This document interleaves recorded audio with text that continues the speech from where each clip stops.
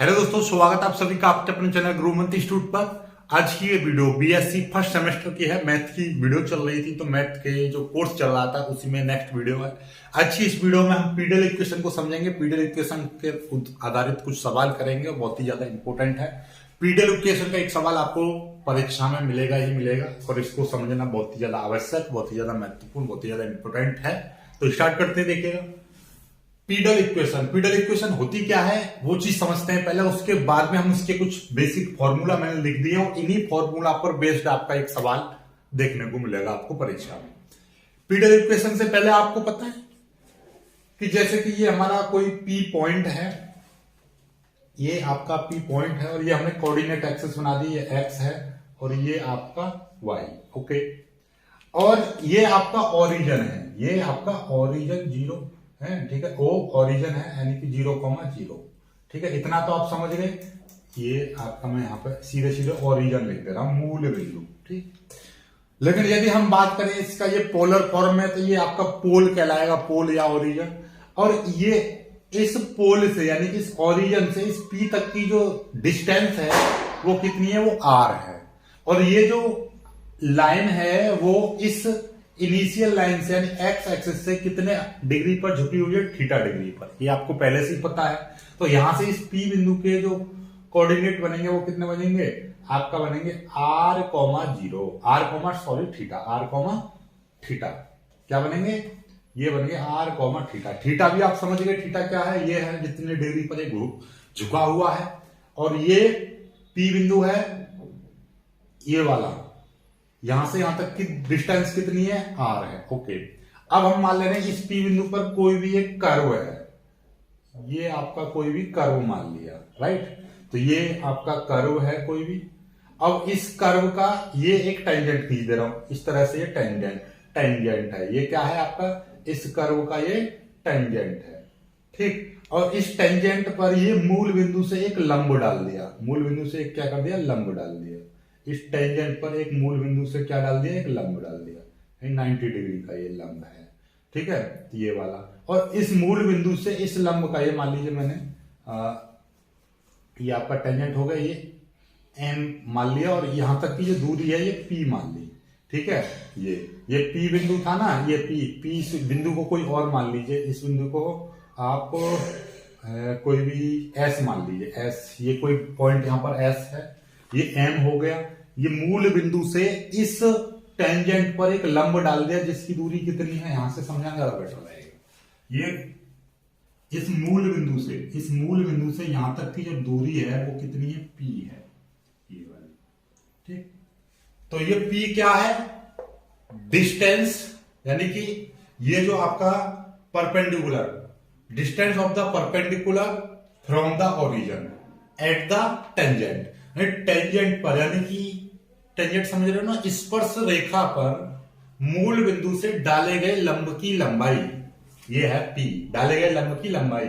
मूल बिंदु से स्पर्श रेखा पर डाले गए लंब की लंबाई है पी, राइट। आर ये हो गया। आर क्या है, मूल बिंदु से कर्व तक की दूरी, यानी कर्व पर जो टेंजेंट टच कर रहा है वहां तक की दूरी है आर, ठीक। और इस आर और इस पी में संबंध बताने वाली समीकरण को हम क्या कहते हैं, पीडीएल इक्वेशन कहते हैं। इस आर और इस पी में संबंध बताने वाली समीकरण को हम क्या कहते हैं, पीडीएल इक्वेशन कहते हैं। एक समीकरण, एक ऐसी इक्वेशन जिसमें क्या हो, आर और पी या पी और आर प्रेजेंट हो, उसी समीकरण को हम क्या कहेंगे, पीडीएल इक्वेशन कहेंगे। सिंपल सा फंडा ये है, समझ में आ गया होगा सारा कुछ। आर क्या है, यहां से ओरिजिन से उस कर्व तक की दूरी जहां से टेंजेंट टच कर रहा है, या कर्व तक की, कर्व पे कोई पॉइंट ले लिया पी या एस एम, कोई भी जो टेंजेंट को टच करता है, तो उस बिंदु से मूल बिंदु तक की दूरी आर। और टेंजेंट, मूल बिंदु से टेंजेंट पर जो डाला गया लंब है उसकी लंबाई है पी। और इन दोनों में जो समीकरण है, दोनों में रिलेशन बताने वाली, संबंध बताने वाली समीकरण को हम क्या कहते हैं, पीडीएल इक्वेशन कहते हैं। ओके, बस ये खत्म, एक चित्र बना लीजिएगा, इसको हम बोल देंगे फाई, कोई दिक्कत नहीं है, नो प्रॉब्लम, ठीक है। चलिए, अब इक्वेशन ऑफ द टेंजेंट की इक्वेशन x0, इसकी x0 y0 पर क्या हो जाएगी, y माइनस y0 dy/dx, और ये वाला पॉइंट यहां पर रख देंगे, x0 और y0, x माइनस x0, ठीक, कोई दिक्कत नहीं है। परपेंडिकुलर लेंथ फ्रॉम ओरिजिन, ये वाली परपेंडिकुलर लेंथ p वाली, perpendicular length from origin at tangent, इस टेंजेंट पर डाले गए लंब की लंबाई, ठीक है। p बराबर x माइनस dy बटे dx minus y under root में 1 प्लस dy बटे dx का होल स्क्वायर, ठीक है। या एक डायरेक्टली पीडल इक्वेशन, ये पीई बनेगी, पीडल इक्वेशन क्या हो जाएगी यदि हम इनका पूरे को सॉल्व करेंगे तो ये पोलर फॉर्म में क्या हो जाएगी, ये आ गए 1 अपॉन पी स्क्वायर बराबर 1 upon r square plus 1 upon r की पावर 4 डी आर बटे डी थीटा, ये पीडल इक्वेशन हो गई। इसी में हम सारी चीजें, सारी वैल्यू रखेंगे। जब भी कभी भी हम पीडल इक्वेशन निकालेंगे, सवाल में पूछेगा तो आप इस फॉर्मूले में रख दीजिएगा, ये पीडल इक्वेशन बन जाएगी। अब कोई दिक्कत वाली बात नहीं है, यहाँ पे 1 अपॉन पी स्क्वायर आ जाए तो वहां पर ये लिख सकते हो, कोई दिक्कत नहीं है, और ये आ जाए तो वहां पर ये लिख सकते हो, कोई दिक्कत नहीं है, ठीक है। चलिए एक और फॉर्मूला, आर स्क्वायर बराबर क्या, आर स्क्वायर बराबर हो जाएगा x square plus y square. में पहले ही बता चुका हूं पोलर इक्वेशन होता क्या है, कि जैसे कि यहां से यदि मैं यहां से की बात करूं, देखिए यहां से एक ऐसा करके लंब डालूं तो ये एक्स दूरी हो जाएगी, और यहां से यहां तक की जो डालूंगा ये वाई दूरी हो जाएगी। जब ये वाई है तो ये भी आपका यहाँ पे वाई हो जाएगा, ये एक्स ये वाई, तो ये कांड त्रिभुज टाइप का ना बन गया। ओ इसको यदि मैं कोई भी एस है S1 ओ S1 S में देखा जाए तो ये अपने आप में एक इस तरह से त्रिभुज बन गया। तो ये कर्ण का स्क्वायर बराबर लंब का स्क्वायर प्लस आधार का स्क्वायर, या आधार का स्क्वायर प्लस लंब का स्क्वायर। तो देखा जाए तो इस तरह से बन रहा है। ये आपका आर है, यहाँ पर एक्स है, यहाँ पर वाई है, तो ये क्या हो जाएगा आर स्क्वायर बराबर x square plus y square, वही चीज आ जाएगी, तो ये चीज आ गई, ठीक है। यहां से एक और चीज पी स्क्वायर बराबर, ये पी स्क्वायर बराबर you square plus D you बटे डी थीटा का होल स्क्वायर, इतना। इसका आ जाओ P बराबर आर साइन फाई। ये कंपेयर करने के लिए याद रखना, ये तीन चीजें इतनी ज्यादा इंपॉर्टेंट, इतनी ज्यादा महत्वपूर्ण है। ये फाई वाला P बराबर r sin phi, tan phi बराबर आर डी थीटा बटे डी आर, और कॉट फाई बराबर 1 अपॉन आर डी आर बटे डी थीटा। ये पुराने वाले फॉर्मूले हैं, पुराने वाले फॉर्मूले जब हम टेंजेंट पोलर फॉर्म में निकालते थे वहां का, ठीक है। सब नॉर्मल सब टेंजेंट वहां की चीजें है, ठीक है भाई। अब कुछ नहीं है इसमें, ये फॉर्मूले आपने पढ़ लिए, बाकी कुछ नहीं है। इन तीन फॉर्मूलों को बेसिक तौर पर ज्यादा याद रखना, क्योंकि आज का जो सवाल बहुत ही प्यारा सा हम कराएंगे, इतना इंपॉर्टेंट सवाल है, बहुत ज्यादा, ठीक है। चलिएगा ये चीज याद रख लेना, मैं फिर बता दे रहा हूं आपको, ये चीज बहुत ज्यादा महत्वपूर्ण है। चलिए अब क्या कर रहे हैं हम, एक फॉर्मूला क्वेश्चन ले रहे हैं। Find the pedal equation for given curve.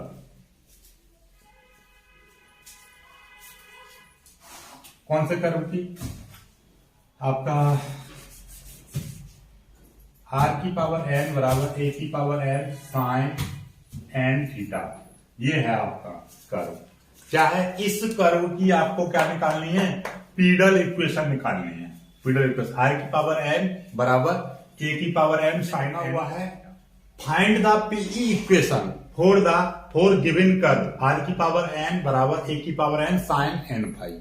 इसकी आपको पीई का मतलब pedal equation, find the pedal equation, pedal equation आपको फाइंड करनी है। या यही क्वेश्चन ऐसे भी आ सकता है, prove that the pedal equation of the curve r की पावर एन बराबर ए की power n sign n phi n theta is p a की पावर एन बराबर आर की पावर एन प्लस 1। यानी कि इस कर्व की पीडल इक्वेशन ये होती है, सिद्ध करो, ये सिद्ध करनी है आपको, ठीक है। बहुत ही प्यारा सा है, मतलब ये यहां पे लिख दे रहा हूं, पी ए की पावर एन बराबर आर की पावर एन प्लस 1।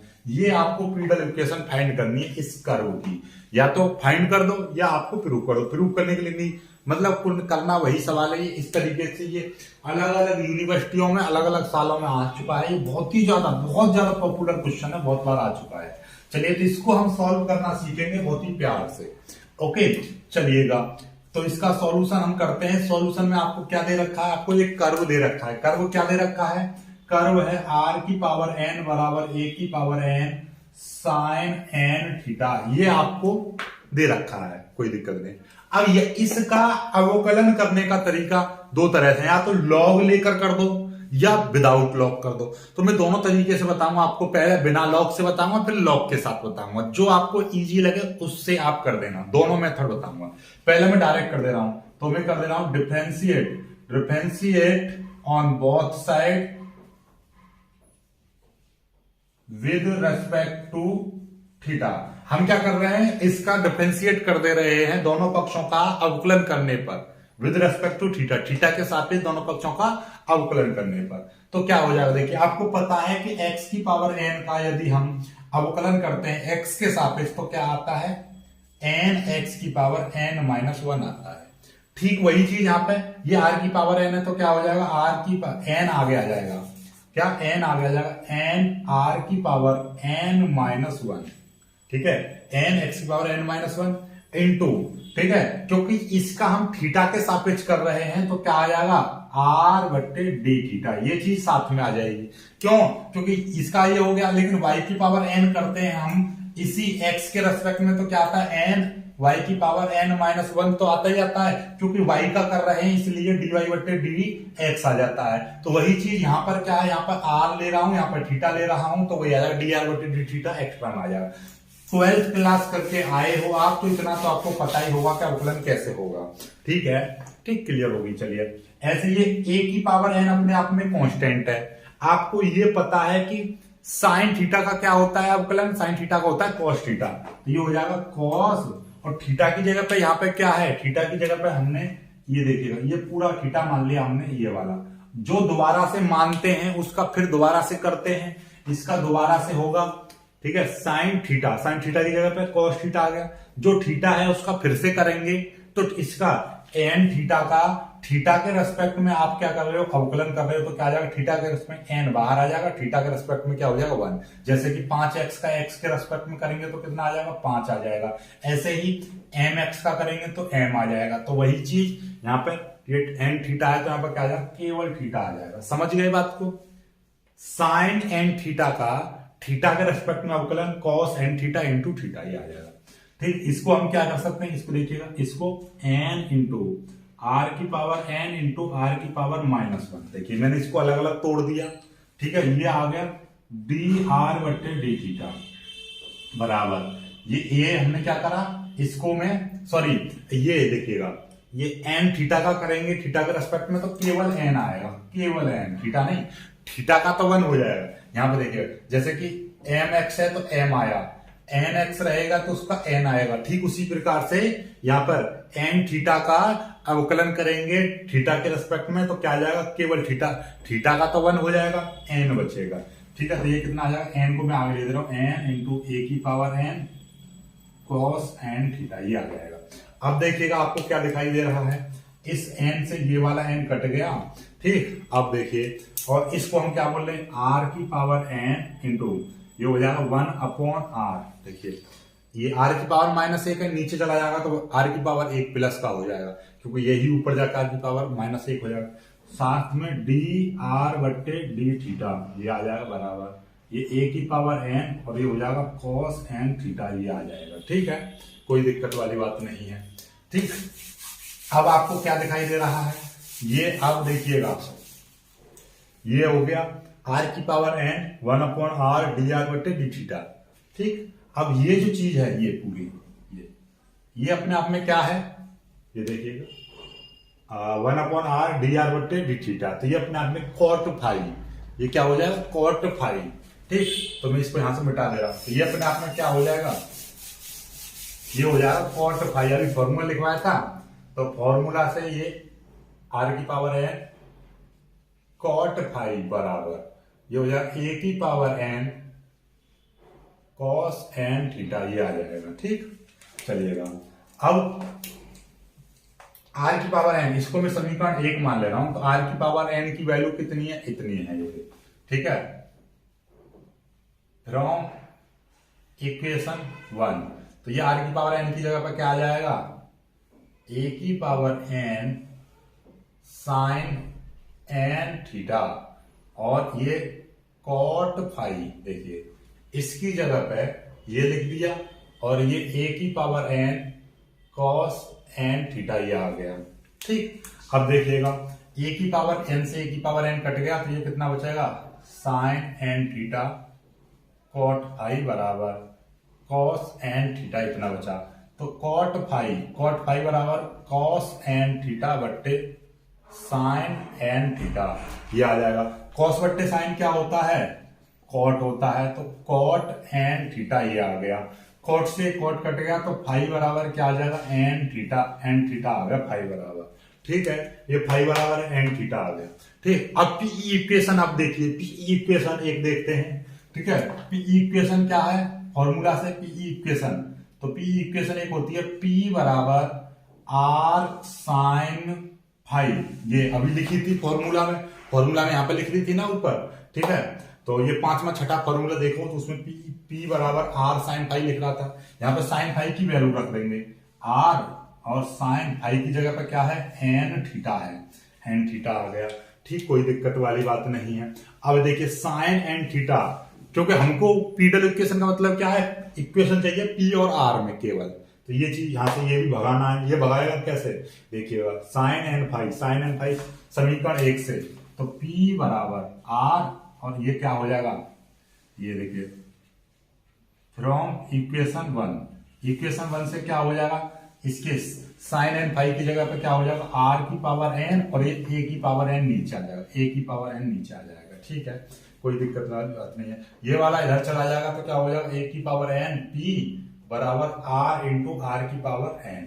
इसका मतलब क्या हो जाएगा, ए की पावर एन पी, इसका मतलब हो गया आर 1 प्लस एन। आर की पावर यहाँ पे 1 है और यहाँ पे एन है, तो आप जुड़ जाती हैं। जैसे कि x की पावर 2 है इंटू एक्स की पावर 5, तो हम इसको x की पावर 7 लिख देते हैं। इसका मतलब ये हुआ 2 और 5 जुड़ गए।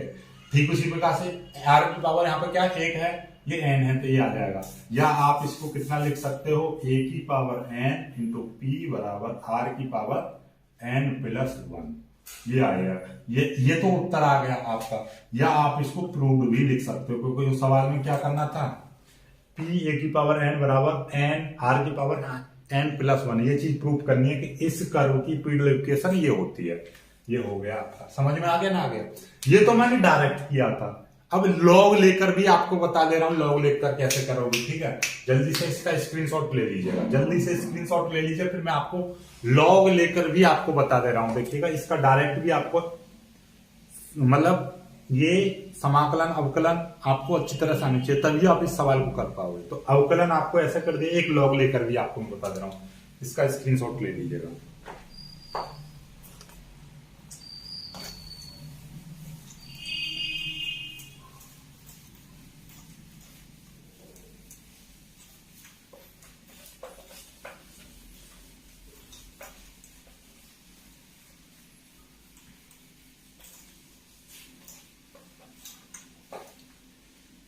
देखिएगा, आर की पावर एन, ए की power n sign n theta था।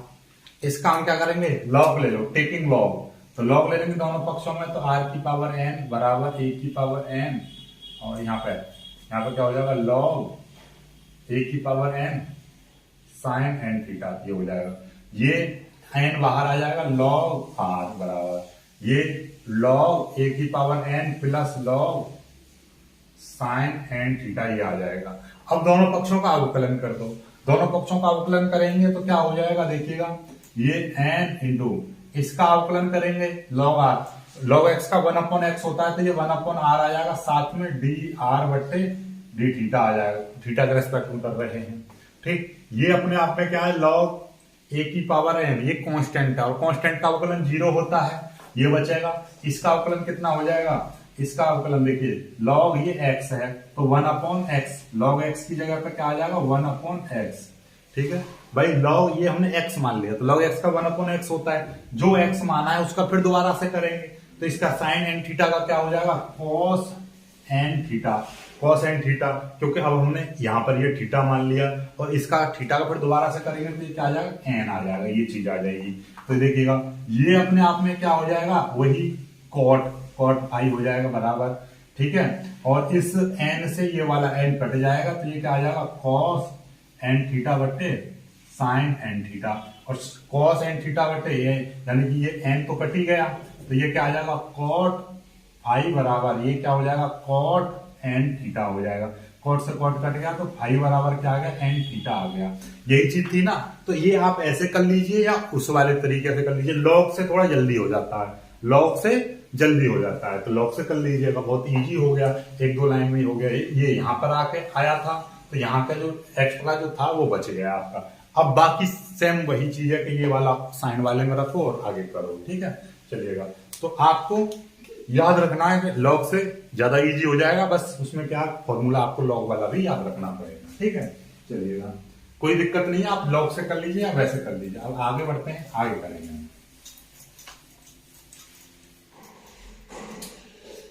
चलिए अब आ जाते हैं, एक वेरी वेरी मोस्ट इंपोर्टेंट सवाल है आपका पीडल इक्वेशन पर आधारित, यानी कि ये आपका 99.9% आपको बोर्ड परीक्षा में देखने को मिलेगा। इस तरह का सवाल यही आएगा, और ये तो बहुत ही ज्यादा पॉपुलर प्रश्न है, आप गूगल पर भी सर्च कर लीजिए पीडल इक्वेशन ऑफ पैराबोला, तो यही क्वेश्चन निकल के आएगा फर्स्ट में, ठीक है, चलिएगा। तो ये क्वेश्चन क्या है, so that the pedal equation of the parabola y square बराबर 4a x plus A H P square बराबर ए आर, यानी कि इस पैराबोला की पीडल इक्वेशन ये होती है, ये आपको प्रूव करना। या क्वेश्चन आ जाएगा find the pedal equation of the parabola y square बराबर 4a x प्लस ए, इसकी पीडल इक्वेशन आपको फाइंड करनी है, तो उत्तर इतना आ जाएगा, कोई दिक्कत वाली बात नहीं है। चलिए इसका सॉल्यूशन करते हैं।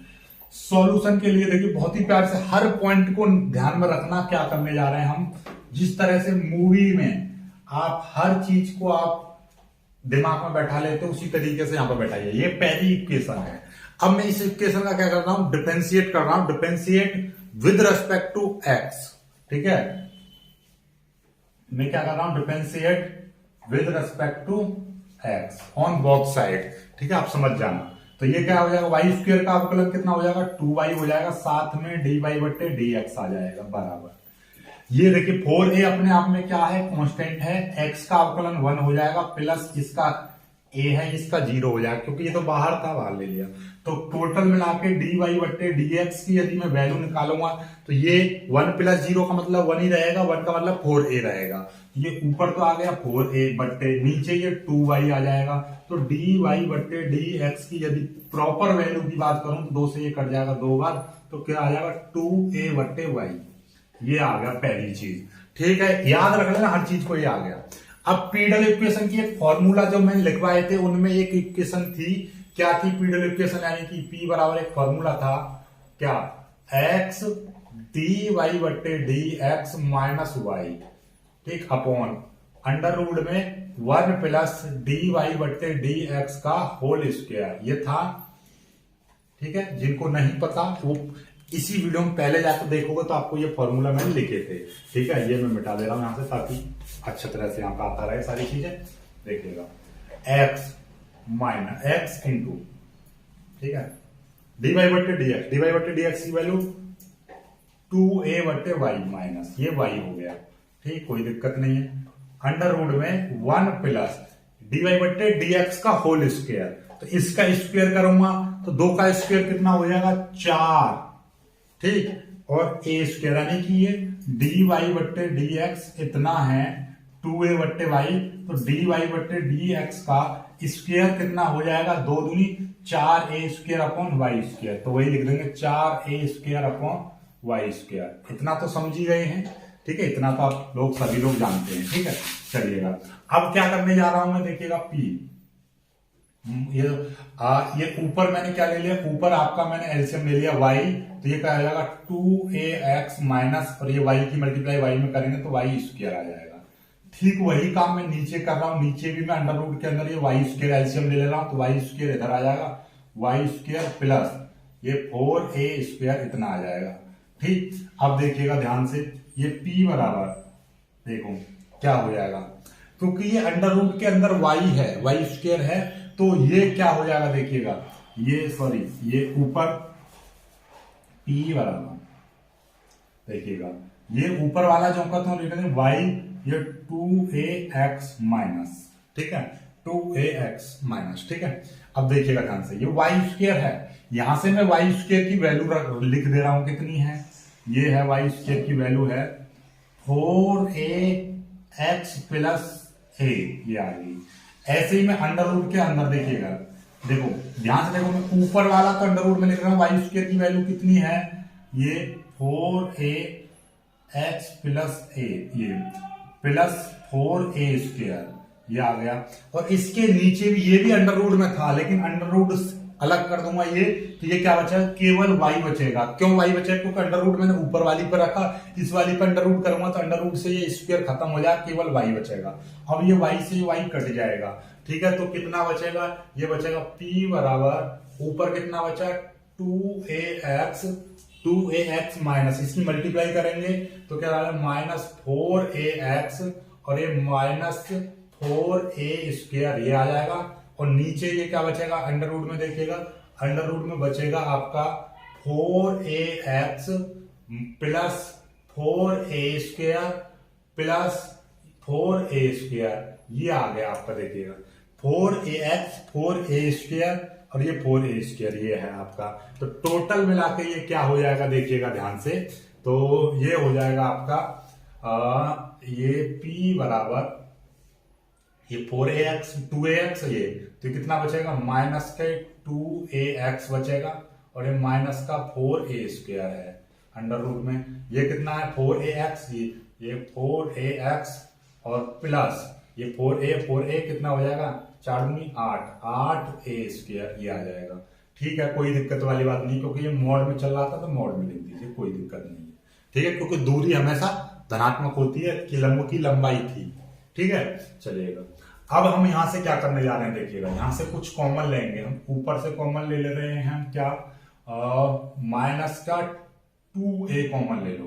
ठीक है, तो ये देखिएगा, ये मोड में ही हम अंदर कॉमन ले, माइनस का 2a मैंने कॉमन ले लिया, तो ये x माइनस, और ये 2 गया, a गया, तो ये a बचेगा, इतना बचेगा। सॉरी, माइनस का लिया तो ये प्लस का आ जाएगा, 2a गया तो यहाँ पे x बचा, माइनस भी गया तो ये प्लस का x हो गया, 2 गया, 2 1 2, a गया तो 2 बचा।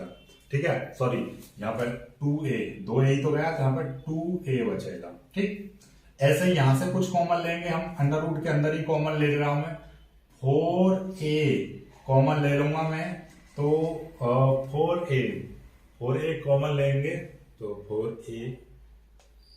4a यदि मैं यहां से कॉमन ले लेता हूं तो क्या बचेगा, देखिएगा, आपको दिखाई दे रहा है, कुछ नहीं दिखाई दे रहा, कोई दिक्कत वाली बात नहीं है, नो प्रॉब्लम। ये 4a मैंने यदि यहां से कॉमन ले लेता हूं तो x बचेगा प्लस, और यहां से 4 गया, एक a गया, तो यहां से भी 4 दूनी 8, 2a बचेगा, इतना आ जाएगा। ठीक है, ध्यान में समझ में आगे बात, देखिए 4a यदि मैंने कॉमन ले लिया तो यहाँ पे x बचा, 4 गया, 4 दूनी 8, 2 बचे, और a² में तो एक a गया तो 2a बचा। अब मैं स्क्वायर कर दे रहा हूं, स्क्वेयरिंग ऑन बोथ साइड्स,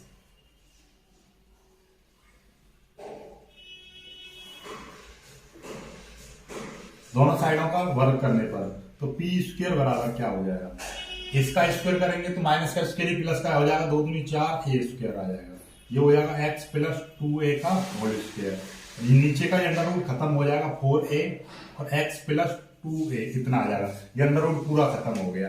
अब आपको क्या दिखाई दे रहा है, ये भी पूरा ब्रैकेट सेम है, ये भी पूरा ब्रैकेट सेम है, इससे ये घात खत्म हो जाएगी, यानी स्क्वायर खत्म हो जाएगा, तो ये इतना बचेगा p² बराबर, और ये 4a से 4 कट गया, a से ये घात खत्म हो गई, कितना बचा, p² बराबर a x प्लस 2a, इतना बचा।